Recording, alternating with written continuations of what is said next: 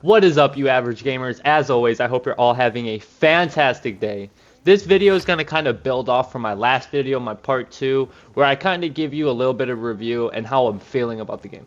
I will try to avoid any spoilers. I'm still very early on in the campaign or the story, so I couldn't really give you a spoiler if I tried, but I do have a pretty big mouth and something might slip out, so again, I'm just sorry in advance. Anyway, we're here to talk about the gameplay practically. I will get into some story elements, but again, I'll try my best not to spoil anything or whatever. I just think it's important to the game. But anyway, unlike the second part where I was very early on into the campaign or the story, this part is a little bit different. I had devoted pretty much 2 days to playing this game almost all day, and there's a reason for that.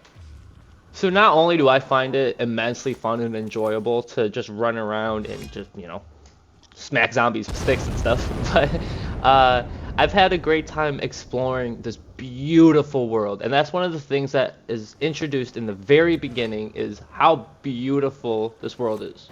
There are multiple times where I was just kind of stuck in the same spot just because I wanted to stare at the structures around it and stuff like that. And I have to say, okay, this is one of my absolute favorite features about this game, is the fact that you're able to go from open world concept, in the sense of you're running around buildings and streets and rooftops and stuff, to being able to jump inside a building that has a bunch of what they call in this game virals, which are just regular zombies.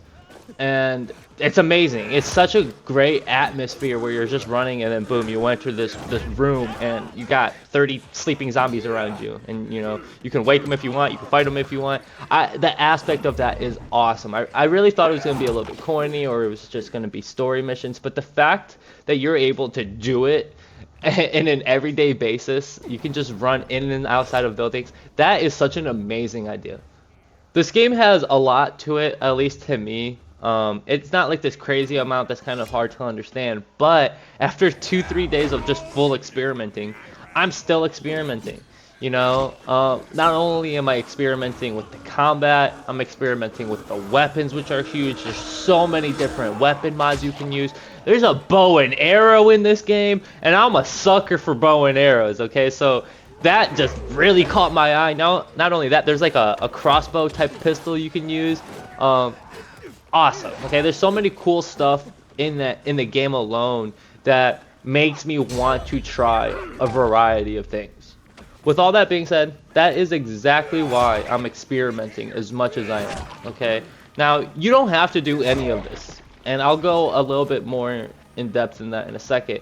But experimenting can be so fun with trying out different weapon mods or just different weapons in general, trying to make your parkour smoother. There's so many things that if you want, okay, you can make your experience even better.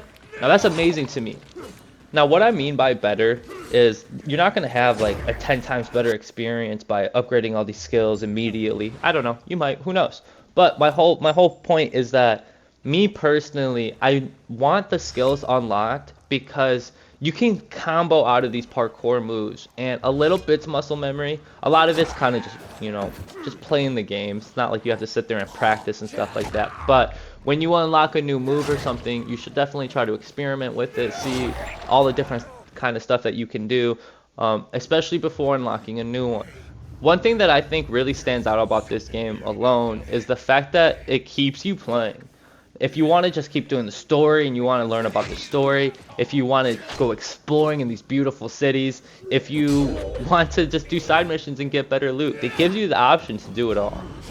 So that's why I decided to play the game like this, which is just full experimentation mode at the moment. Because I want to be able to build all this muscle memory in my brain to not have to focus on the parkour moves later on. I just want that stuff down packed so I can pull off some of the quickest and coolest chains you've ever seen. Now, I'd like to touch up on the 2 cons that I've experienced while playing this game. I don't want to just sit here and say it's a flawless, perfect game that doesn't have any issues or anything. But the 2 issues I've experienced, I don't even really consider them issues. So, one, an enemy got stuck inside a container where I just ran away. The game still worked perfectly fine. I didn't have to reset the game or nothing. And it wasn't a part of the story or anything. It was just some random encounter. And 2, I had experienced very little, okay, to like basically minimal frame rate drop, where it drops maybe 1 or 2. And I thought it was just madly interesting because I'm playing on the PlayStation 5, and it's just funny to experience drop on it because the console itself is amazing. I felt like I had to throw those two things in there because I am heavily meat riding this game. But what can I say? I'm thoroughly enjoying the game. I want everyone else to enjoy this too, especially if you're a fan of zombies, parkour, or whatever it is, single player games. Now, if you're not going to play it because you heard that there was performance issues and the story was boring, well, that's not true. Okay, or at least for me, I am playing it 6 months after the release day, so knowing Techland, they definitely fixed the game because that is what they do. But story purpose, man, it is good. For as many times as I heard that it wasn't that interesting or it wasn't that good, maybe that's why I'm so hooked, is because I'm listening to these people's advice, and it stopped me from having a good time. And now I was like, fuck it, I'm bored. I'm waiting for God of War Ragnarok. What do I do? I'm gonna play this game. I hear it's okay, but the gameplay's fun, which is why I played it.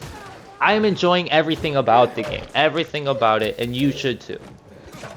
So that's pretty much gonna do it for the review. If I had to rate it as of right now on a score of 1 to 10, okay, 10 being the best video game I've ever played in my life, I have to give this like a 7.5 or an 8.